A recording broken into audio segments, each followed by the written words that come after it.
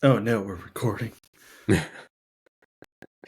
Welcome to the Researching Greatness podcast. This is John with my co-hosts Joe and Brian, here to kick off the new year 2024 here with our predictions on where tech will be come 2025 and the state of business and innovation in the government sector. Kick it over to Brian to be our lucky participant number one with his predictions for 2024. Brian. Oh man. Yeah, I think 2024 is going to be an interesting one. I think there's a general kind of feeling among a lot of my peers and a lot of my friends that 2023 was just kind of a tough year, but can't really like pin down why it was a tough year. It's just a lot happened. It seemed like it was pretty stressful. I think in the government and the business sector, there was obviously budgetary issues, continued resolutions and everything else that was getting pushed back. So a lot of things that we were expecting and looking for in 2023 either got pushed right to the end of the year or spilled over into this year. So I'm hoping and predicting that we're going to see a lot of stuff opening up from actually getting a word, actually getting stuff undergoing a momentum. It's interesting with the global political stage that we're in right now, how that's kind of affecting the world that we live in, and the different types of contractor work that's coming out with that. But I'm going to predict a hot start and then a bit of a cool down, and then just chugging the momentum going out through the rest of 24. Nothing too exciting. Maybe hopefully some rates will come down from the Fed, but other than that, we'll see what can happen. Any new tech you're looking forward to in 2024? Big breakthroughs you think we're going to see? I think that the AI trend is going to continue a lot. I'm hoping that zero trust will die as a term that is being used consistently and everywhere. I'm hoping, let's say, instead of a prediction, let's say I'm hoping that what the large language models and what generative AI is becomes a little bit more well understood by non-technical people, so that we can actually have more positive interactions around how we can use this technology to advance everything else that's going on, rather than looking at it as some black magic skeleton key that can solve all problems. Like, okay, let's look at this as a tool of what it is, right? So I think AI is still going to be, in generative models, are still going to be at the forefront of a lot of things going forward. And really, how can we use that to optimize all these different processes? Love it. Joe, so starting a company, I imagine 2023, based upon Brian's feedback, was a killer time to start a company. Looking forward here to 2024. What's on your mind? What do you see as major breakthroughs in business, tech, government? Yeah, I mean, I would say that my predictions are all going to be AI related because, well, that's the field that I'm in, but also I'm obsessed a bit. So take that as it is. So and then I'll make no predictions about my own future because God, it's really difficult to understand how a company will play out, and I have to make some difficult decisions in this year. I think this. So I'll start with that. My year will be completely unknown, and I'll have to make difficult decisions throughout the year of whether or not to continue on the path that I'm on right now, or kind of change tact. But either way, I think generative AI will be the center of what I do. I'm currently working on generative AI products, so products that do exactly what Brian is saying. Integrate generative AI into niche kind of pockets of the government, so that it can be so that it can help and facilitate and make things go faster. So let me make a prediction about that. Mixtral came out at the end of 2024. So did Gemini. Came out at the end of 2024. I think Google is. There are a lot of people who made the prediction last year at the end of last year, so weeks ago, that Gemini and Google will pick itself up. I would love to agree with them. I disagree. I think that Google has messed up so much over and over again with releasing these models. I think it doesn't have the marketing prowess somehow. I have no idea how. It doesn't understand that it shouldn't lie to its. Okay, I won't get into this, but it basically put out a video that was effectively a lie about its capabilities of it was very optimistic. It was nuts. So, anyways, I can't understand why it keeps putting out these videos that. So then the first time it released an AI product, it also put out a video where the AI was lying. Look, AIs lie, right? Generative AI lies, but don't put it in your video, right? Like that's. So I don't think it'll pick itself up. I think it's made too many mistakes, and unless it's gonna change pretty heavily, I think it's gonna keep making those mistakes because it wants to get ahead of the game, and it wants it too bad. Maybe it's just making mistakes over and over again. So that's my prediction on Google. OpenAI is just killing it, but I'm not really going to go into that because I just think it'll keep killing it. And then open source is really where I think the changes are going to occur. So Mixtral being open source and performing at the level of 3.5, GPT 3.5.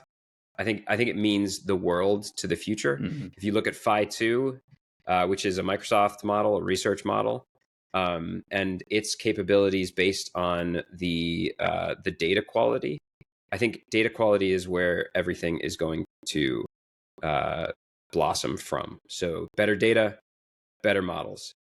Unfortunately, GPT-4 is where most of this better data is coming from, and you can't make a better model that competes with GPT-4. But there are a whole bunch of industries that don't compete with GPT-4 where you cannot compete, where you can create models or fine-tune models that don't compete with GPT-4. So I predict that open source AI, open source generative models will start to accelerate. I'm an accelerationist, so like in my opinion, we're here on the slope, and I think it'll just. I think with the advancements of generative AI and the integration of generative AI in developing generative AI, but also developing all sorts of solutions, and then with the integrating AI into protein folding is already there, but also material creation, as DeepMind I think did recently. So I think that's going to be, we're on the upward trajectory of that slope. And I think 2024 is going to show that slope does not quit. And we're going to see some amazing things. What those things are, I'm not going to predict because I'm not that confident in my own intelligence. But yeah, what I want to know is, where do the jobs go? What does it mean? Part of the reason that I went towards generative AI as a career is because I see a lot of the jobs that I've been doing as going away once this acceleration curve gets steep enough. So my question is, what do those people do? And I don't know that yet. So I'll turn it back to John. I've talked a bunch, but yeah, interesting year. Yeah. I mean, there's that big challenge of fake it till you make it. You look back at the original iPhone release that, was faked, and a lot of tech innovation was faked until they got the money to then build the real thing. Slideware talk is a real thing because building good slides gets you funded. Building a good demo, even if look at IBM Watson, there's hundreds of use cases of these fake it till you make it, and not all of them make it at the end of the day. I think IBM Watson's been killed off maybe in the AI world, but it definitely brought a lot of investment into AI and helped create probably a big piece of this industry that we're looking at right now, as others tried to compete with what they thought was a real thing, even though it was maybe faked, and then outcompeted things like Watson and performed better. So very interested to see 2024. What else is faked until it's made? Hopefully not Nikola and some of these other EV car companies continuing to fake it out there until they make it. But yeah, I mean, it's all over the tech industry, from EV cars to iPhones, and fake it until you make it, and maybe not always making it. So not a prediction there at all. I do think from a prediction side here, we're going to see the Fed cut rates, and the tech market. You look at the S&P 500 over 2023, and it's up like well over 20% on the year. I don't know what the exact number is off the top of my head here, but it was entirely on 7 companies, all of which were tech. And a rate cut here coming into 2024, early 2024, maybe spring, late spring into summer, we'll see the Fed cut rates. That's only going to benefit tech more as it gets cheaper to get money. And they cut a lot of their workforce, which the stock market loved and shot their stocks way up. If they get a rate cut where they can start rebuilding and reinvesting in a lot of their workforce, I think we'll see even more investment in these areas you talked about of AI, new leaning things. Maybe we see a resurgence of the metaverse or whatever's next, since metaverse sort of died. But if money gets cheap again or cheaper, I think things like the metaverse start to take off again, especially now if GPUs are a little more available than they were previously. And if we can catch up on the manufacturing side of the actual infrastructure to support AI, I mean, even NVIDIA backlogged. Talking to some of the NVIDIA guys, it's like, yeah, you can join our wait list if you want hardware from us. You can wait a couple months. It's just, we're still waiting on the infrastructure to support a lot of these use cases. And for a lot of the smaller players in the AI space, they just can't get their hands on the infrastructure at scale, nor can they afford it. So looking forward to see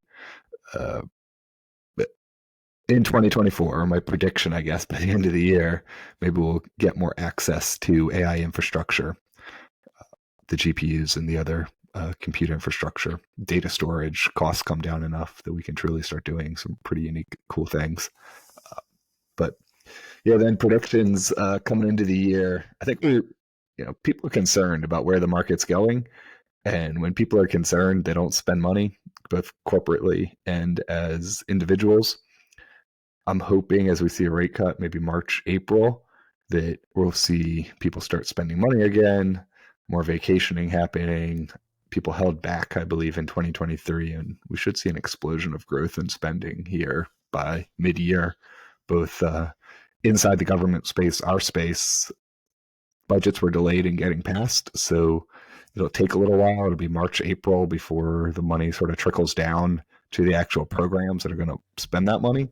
And then they're going to have a quick push between then and September to actually spend all that money that just got approved here. So February maybe would be the start of it, but really over the summer, I think we'll see a ramp in government spending as it gets down to the contract level. And that'll definitely have a ripple impact across many industries and probably an on-ramp of contractors hiring people to spend that money, which definitely benefits the tech sector and NVIDIA needing to hit their purchase orders there at the end of the year. And government loves to buy hardware and buy things, buy licenses with that money before it expires. So August timeframe will probably be real good for a lot of those hardware companies. So we'll hit end right here on this segment. Stay tuned and we'll catch up with some other news from the Research and Greatness podcast.